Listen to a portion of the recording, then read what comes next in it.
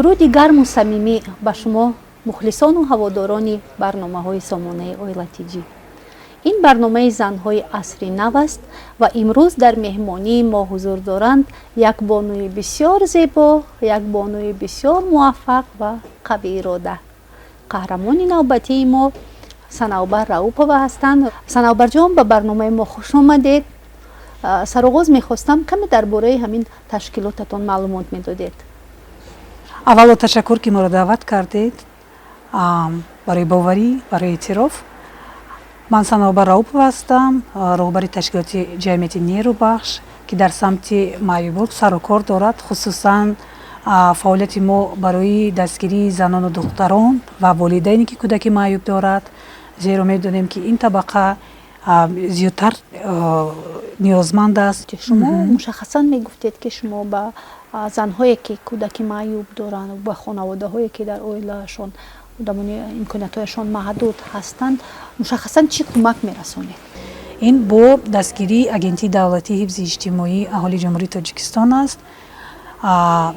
мувофиқи фармоиш аст. мо ин фаъолиятро пеш мебарем ва дар Носири Хисрав, яъне ноҳияи Носири Хисрав, ноҳияе ки дурдаст аст, навтаъсис аст, дар он ҷо фаъолиятро мебарем ва дар як сол қариби 100 нафарро ба хизматрасонӣ фаро мегирем.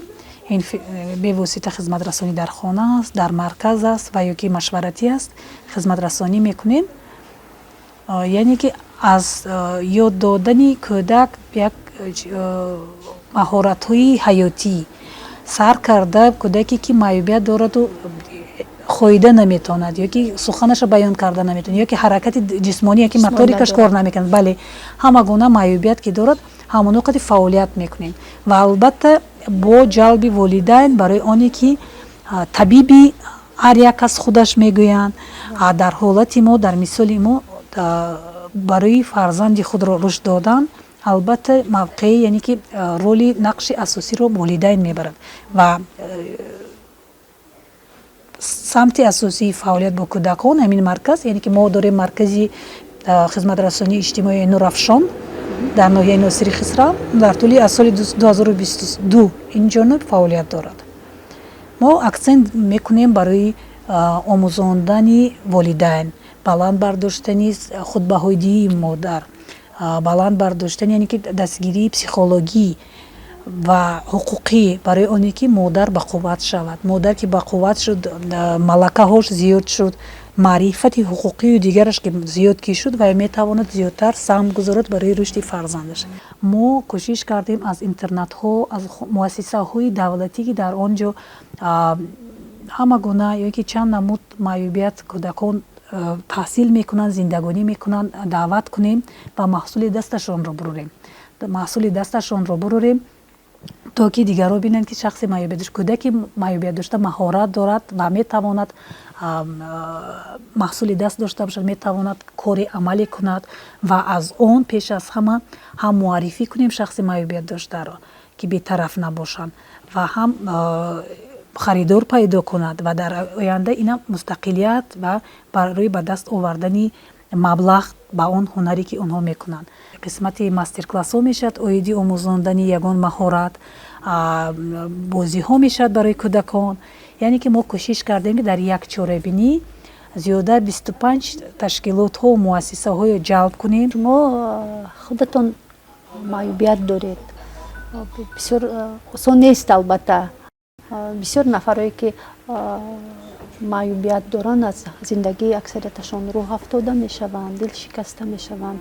чӣ ба шумо такон бахшид, қувват дод ки на танҳо масалан худатон барои худ хизмат кунед, балки барои дигар одамоне ки маъюбият доранд, барои оилаҳое ки фарзанди маъюб доранд, як такягоҳ шавед, як дасти кӯмак дароз кунед. ҳамон таконбахши шумо чӣ буд дар зиндагӣ? дуруст қард кардед Фирӯзаҷон.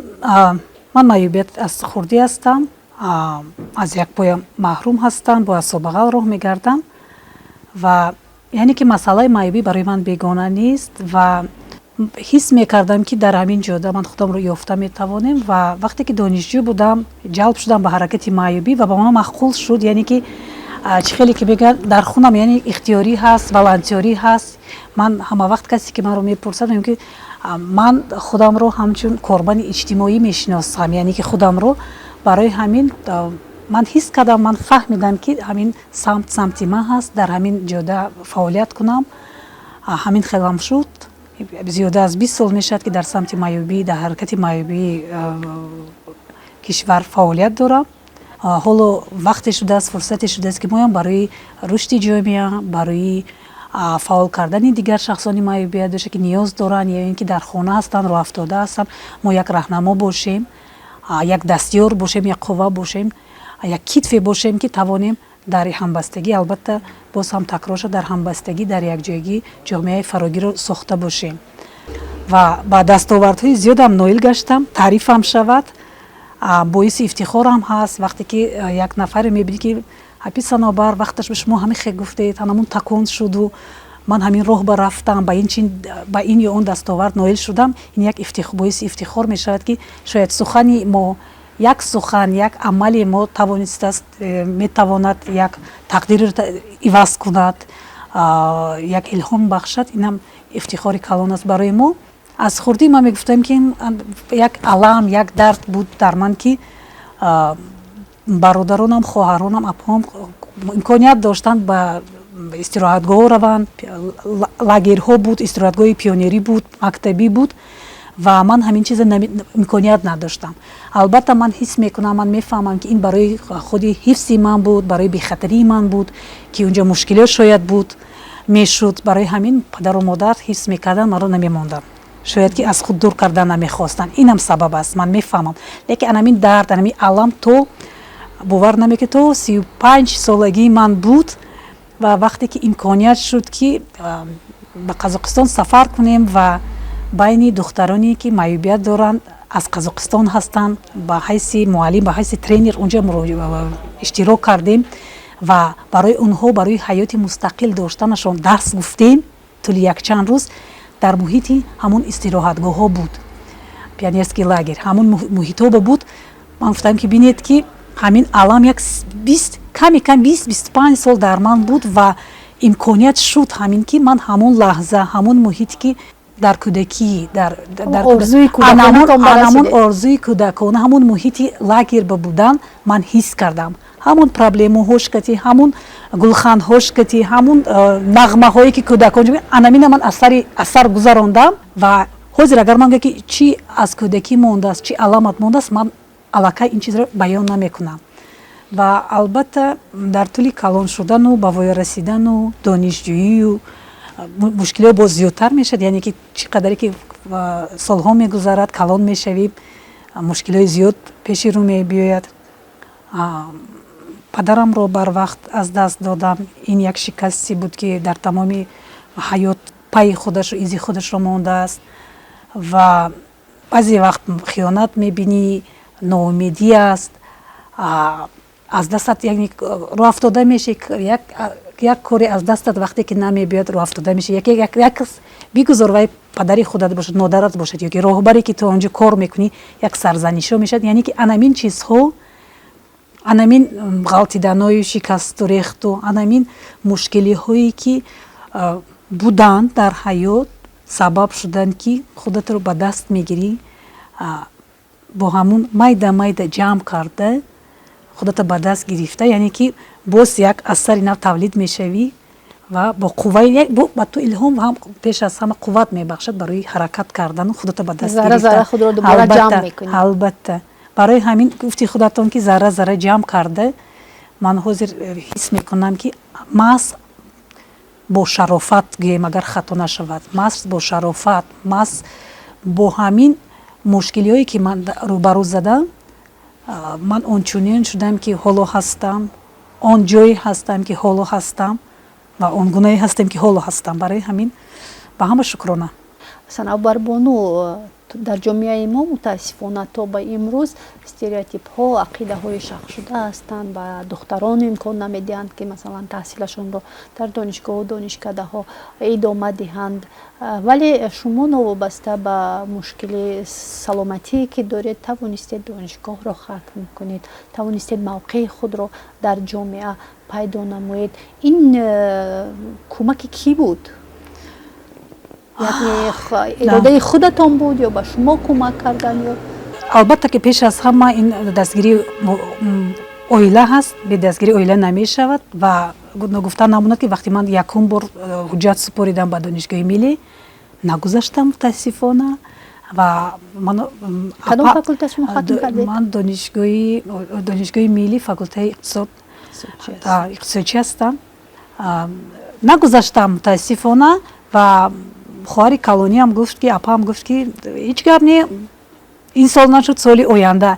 Лекин дар ҳамон ҳолат ман намедонистам ки балам нарасид, холҳо нарасид, ман намедонистам ки волидонатон зид набуданд барои он ки шумо ба донишгоҳ дохил шавед? Не, асло не. Мо дар оила 6 духтар ҳастем, ҳамамон соҳиби бисёриамон соҳиби як дона соҳиби ду маълумоти олӣ ҳастем.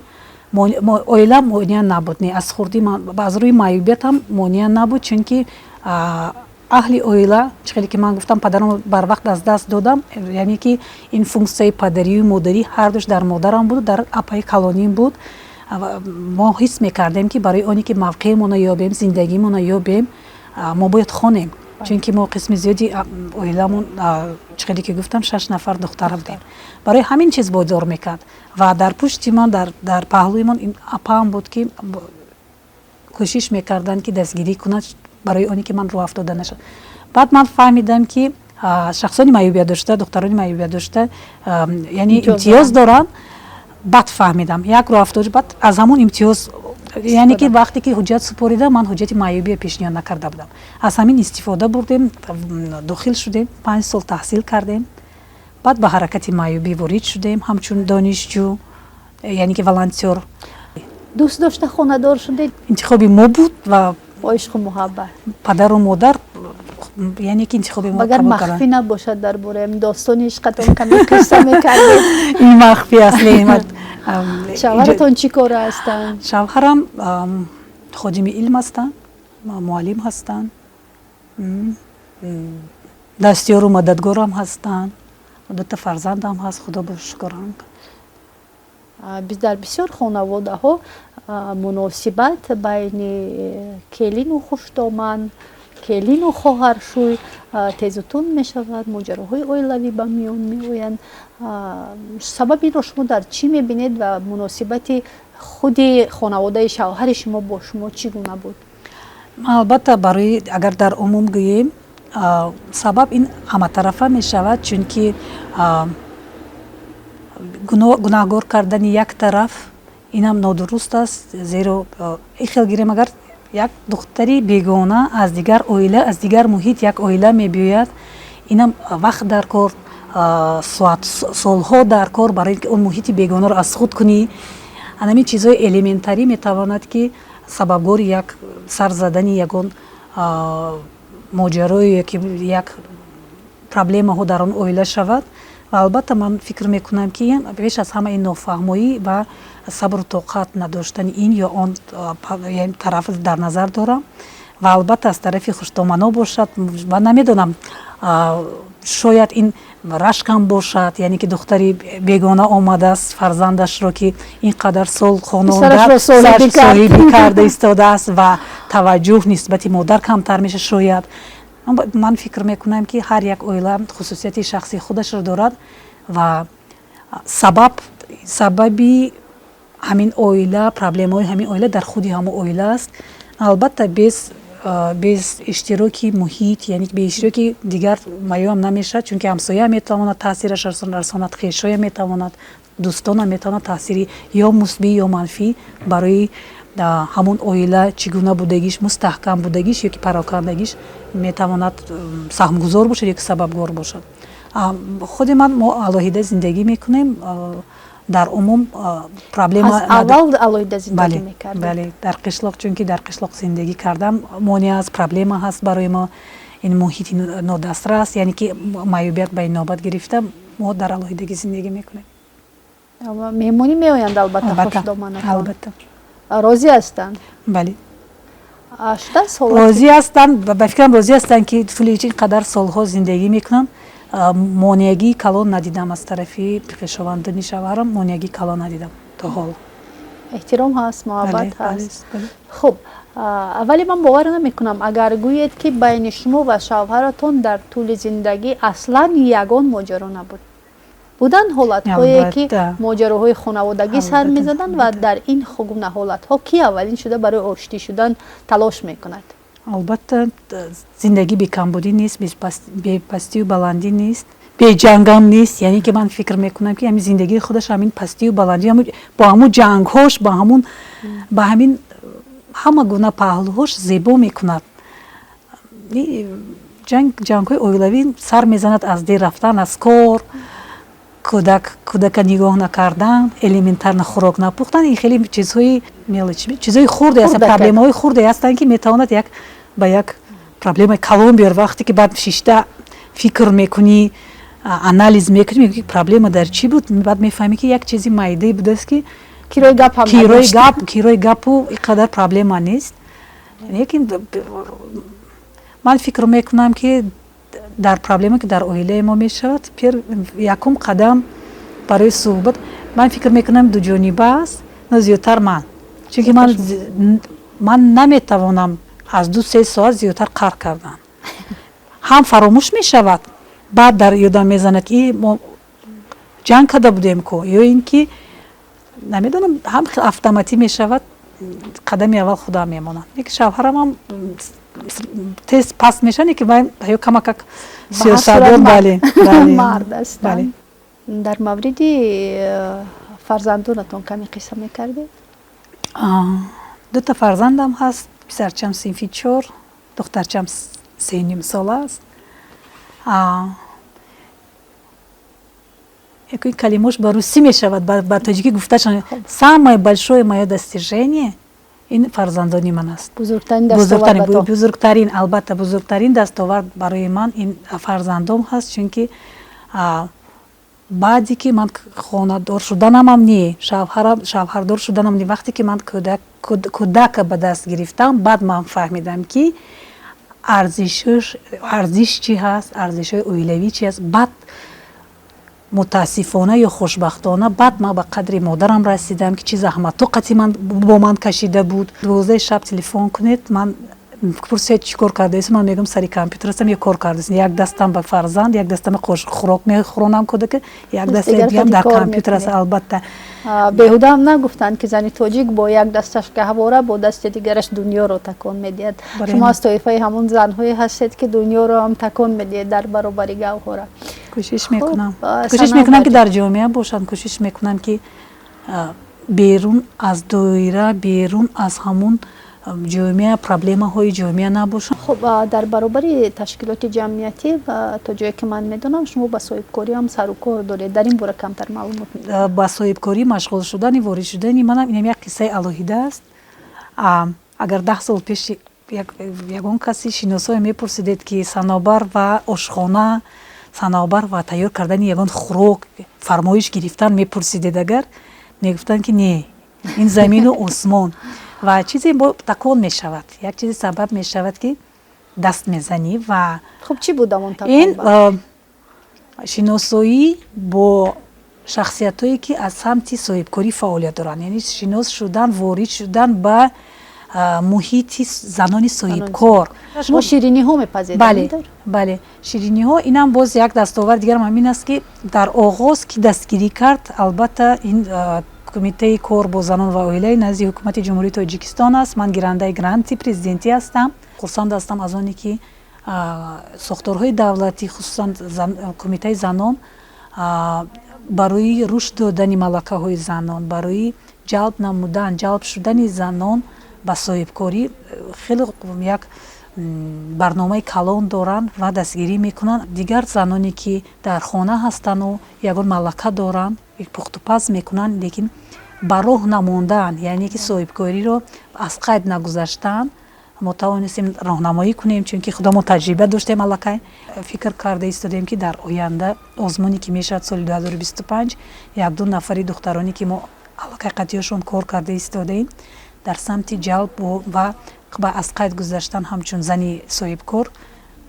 و گیرنده دسترسی به گرانت شدن مساعدت کنیم. زنها میتوانند در برابر مردها ایستاده بیزنس های کلان رو به راه مانند ва албатта бо дастгирӣ камакак бояд бошад барои мустаҳкам кардани худи зан, маълумотнокии зан, маърифатнокии зан, маҳорату малака. Дастгирӣ ки бошад, зан метавонад бисёр корро анҷом диҳад, дар баробари мард ба иззати нафси мардҳо нарасад, ҷоеш мешавад ки аз мардҳо метавонад зиёдтар фаъолият кунад ва саҳм гузорад. хуб, Санобарҷон, барномаи мо ном дорад занҳои асри нав. Зани асри нав аз назари шумо бояд чӣ гуна бошад? аз назари ман зан бояд пеш аз ҳама зан бошад, худашро дӯст дорад, қавӣ бошад, дар фикру ақидаи худаш устувор бошад ва нотарс бошад ва барои рушди худ, рушди малакаҳои худ, мавқеи худ саҳм гузорад, яъне ки барои худаш бетараф набошад ва албатта дар талош бошад, дар кофтуков бошад, барои они зиндагии худашро беҳ кунад ва созанда бошад. ба заноне ки маъюбият доранд ё ки волидайне ки кӯдаки маъюб дорад, хусусан духтарбачаҳое ки маъюб доранд, муроҷиат карданӣ гуфтанӣ ҳастам ки маъюбият сабаб шуда наметавонад ки мо ҳаёти нағз надошта бошем. Маъюбият наметавонад сабаб шуда ба оне ки мо зиндагӣ накунем, хушбахт набошем ва бо маъюбият метавон зистан, бо маъюбият метавон ҳаёти шоистаю хушбахт будан. Барои ҳамин ба худ бовар кунанд. Худбоварӣ, худқавӣ, яъне ки пеш аз ҳама анамин чизҳое ҳастанд ки хусусиятҳое ки такондиҳанда ҳастанд ва албатта ба наздикон, ба қешу таборон, аҳли оила муроҷиат кардан, яъне ки дар рушди фарзандоне ки маъюбият доранд саҳмгузор бошанд ва инҳо метавонанд номбардони оила шаванд, саҳмгузор, яъне пешбарандаи ҷомеа шаванд, номбардори ватан гарданд. албатта. ташаккур. бори дигар ба шумо изҳори сипос менамоем ки дар ин шабу рӯзи хеле серкор буданатон, вақти қимати худро дариғ надошта меҳмони барномаи мо гаштед. тамошобинони азиз, дар ҳамин ҷо барномаи навбатии занҳои асри нав ба охир мерасад. ба ҳамаи шумо тани сиҳат, хотири ҷамъ, хонаободӣ таманно дорем ва орзуманди он ҳастем ки занҳои тоҷик ҳамеша пешрав, муваффақ, комёб бошанд. то барномаҳои дигар, худоҳофиз.